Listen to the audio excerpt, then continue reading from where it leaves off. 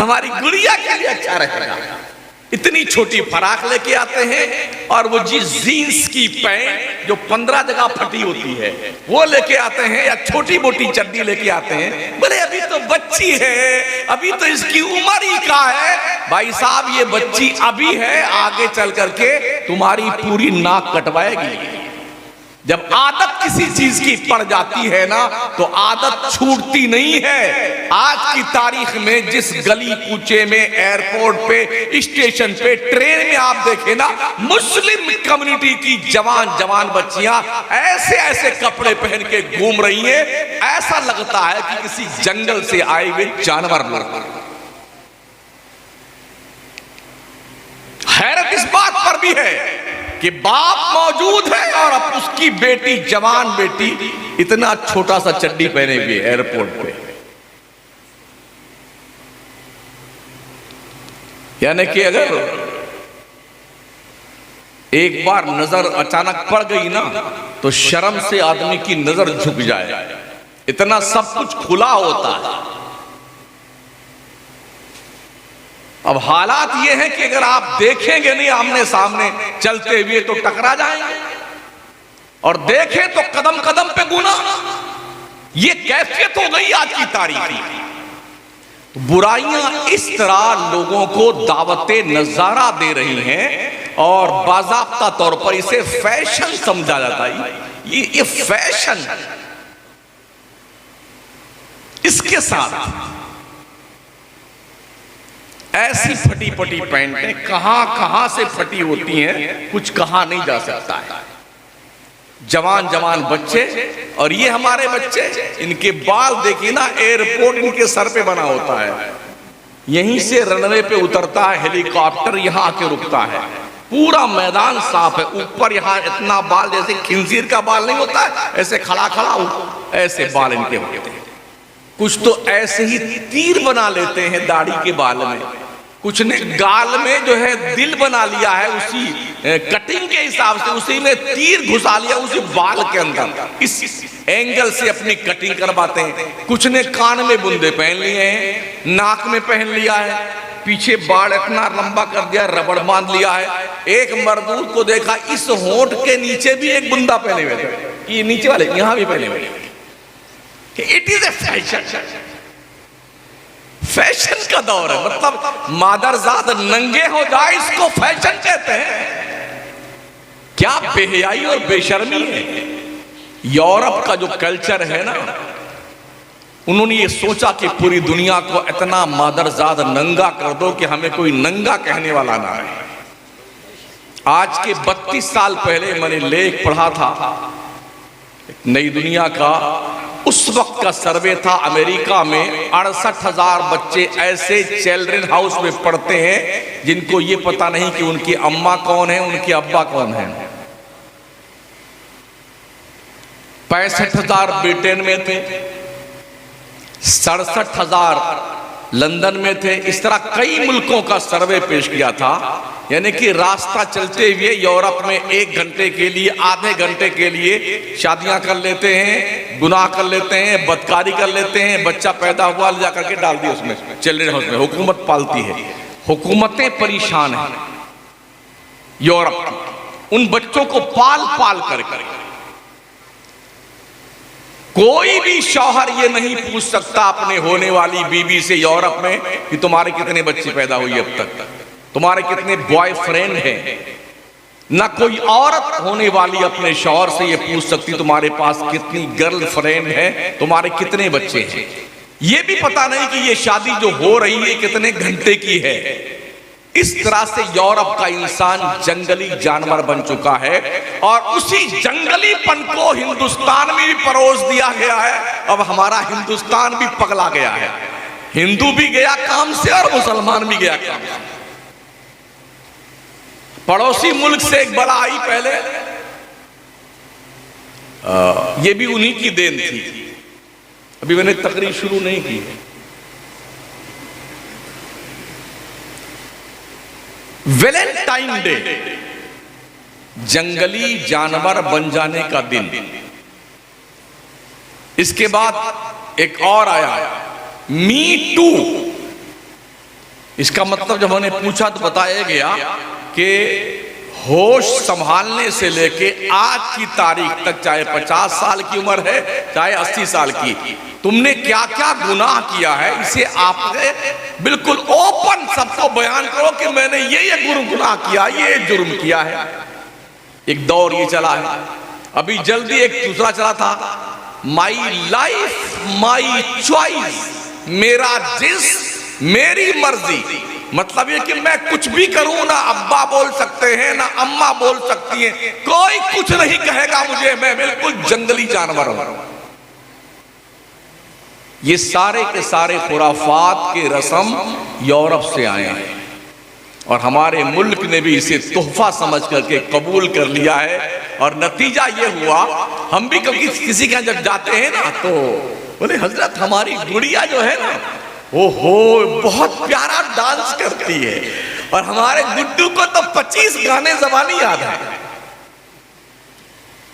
ये सोच जब मुस्लिम कम्युनिटी के लोगों की बन जाए कि उनकी औलादें नाचने और गाने की शौकीन हो जाएं, तो सुन लो, इसी नाच और गाने ने 800 साला इस्लामी हुकूमत का खात्मा अखंड भारत से किया था। कभी हम भी बादशाह थे इस मुल्क के 800 साल तक। मौजूदा हिंदुस्तान नहीं, अफगानिस्तान, पाकिस्तान, बांग्लादेश, बर्मा, श्यामा, रंगून, मौजूदा हिंदुस्तान, श्रीलंका, इस पूरे मजमूए को अखंड भारत कहा जाता है। हम यानी हमारे मुस्लिम बादशाहों ने इस अखंड भारत पर 800 साल तक हुकूमत की है।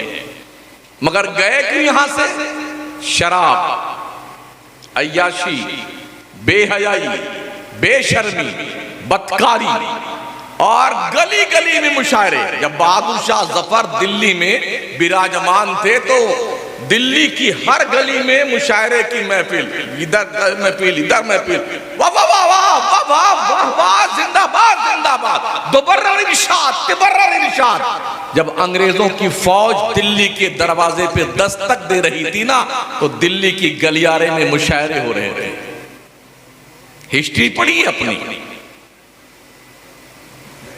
मुशायरे हो रहे थे। फिर क्या हुआ, बहादुर शाह जफर को बाज़ाब्ता जंजीरों में जकड़ा गया और उनके बच्चों को ज़िबा करके थाली में उनकी मुंडियां रखकर बहादुर शाह जफर को नाश्ते में पेश किया गया। ये लो नाश्ता कर लो अपने बच्चों के सर का। इस तरह हमारी हुकूमत गई। हमें फिर भी होश नहीं आता, हम फिर भी जागने को तैयार नहीं। 1000 साल तक स्पेन पर हुकूमत करने वाली मुस्लिम कौम का किरदार आज पढ़ लीजिए। वहां एक मस्जिद बाकी नहीं स्पेन में, एक मदरसा नहीं। वो जामा मस्जिद करतबा की जो सबसे बड़ी मस्जिद और दुनिया की सबसे पहली यूनिवर्सिटी जो जामिया अज़हर से भी बड़ी थी, वो मस्जिद करतबा में। और पूरी दुनिया के लोग वहां उस वक्त पढ़ने आते थे जहां पर तारिक इब्ने ज़ियाद ने जिस मुल्क को फतेह करके इस्लाम का परचम लहराया था, आज वहां अजान देने वाला कोई नहीं। आज हम इतने डरे हुए हैं, खौफजदा हैं कि कुछ भी हो रहा है हम डरते हैं बोलने से, अरे कुछ हो न जाए, कुछ हो न जाए। यही है ना, जब दिल में खुदा का डर नहीं रहेगा तो आप कीड़े मकोड़ों से भी डरेंगे। 1450 साल में हम अपनी सफ़े नहीं सीधी कर पाए नमाज में। पंजवक्ता नमाज और जुमा की नमाज इमाम ऐलान करता, भाई साहब सब सीधी कर लें। कितने साल हो गए? नबी ने फरमाया था 1450 साल पहले इस्लाम के पैगंबर ने सफ़े सीधी करने का हुक्म दिया था। जो कौम 1450 साल में अपनी सफ़ न सीधी कर सके वो और क्या कर सकेगी।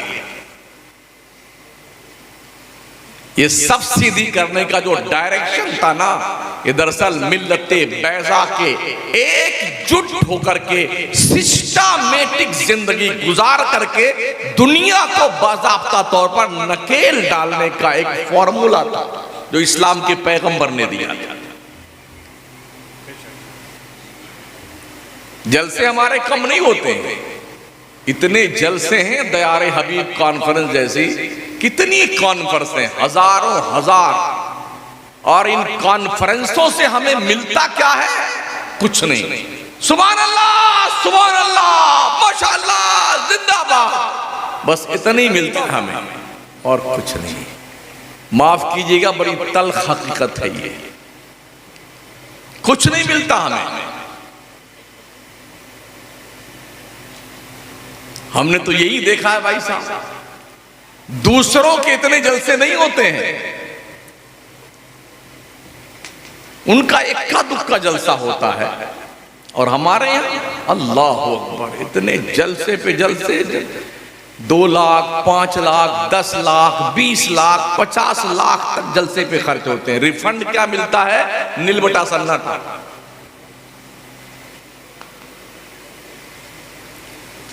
तो ना आपको एहसास है जलसों का, ना हमारी इस बिरादरी को एहसास है जलसों का कि हमारी कौम को क्या मिलना चाहिए। मुझ समेत मैं भी इसी में दाखिल। तो हमारी कौम क्या कहती है? अरे यार मौलाना, लोगों की जबान में तो कुछ तासीर ही नहीं रह गई। बिल्कुल ठीक कहते हो आप, बहुत सही कह रहे हो। हमारी जबान में तासीर नहीं, इसलिए कि तासीर के लिए रिज़्क़े हलाल शर्त है। अब 365 दिन में 200 दिन हम दूसरे का खाना खाते हैं। अब आज आपके यहाँ आए हैं, आपका खाना खाएं, मकराना से खाना लेके इतनी दूर हम आ नहीं सकते हैं, सड़ जाएगा वो।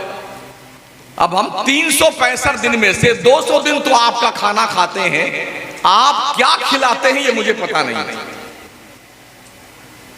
मोमिन का गुमान मोमिन के लिए अच्छा होता है, लेकिन खाते आप क्या है, जैसा आप खिलाते हो वैसी तो तासीर ज़बान में रहेगी।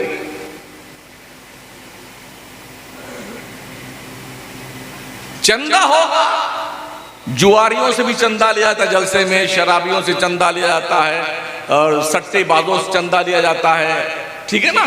ये सारे पैसे इकट्ठा किए जाते हैं और इसी पैसे से नजराना भी पेश किया जाता है। अल्लामा साहब को, पीर साहब को, खतीब साहब को, शायर इस्लाम, मद्दाह रसूल नाम को नजराना भी किया, और उसी का खाना भी बनता है। तो जो ग़िज़ा हमारे पेट में जाएगी ना, उसी का तो हमारे मुंह के जरिए जो अल्फाज निकलेंगे उसकी तासीर तो वैसी ही होगी ना। कभी भी ख्वाजा गरीब नवाज ने ऐसा जलसा नहीं किया था, मखदूम अशरफ जहांगीर समनानी ने ऐसा जलसा कभी नहीं किया, इमाम अहमद रजा ने ऐसी कॉन्फ्रेंस कभी नहीं की। यूं बैठते थे, 2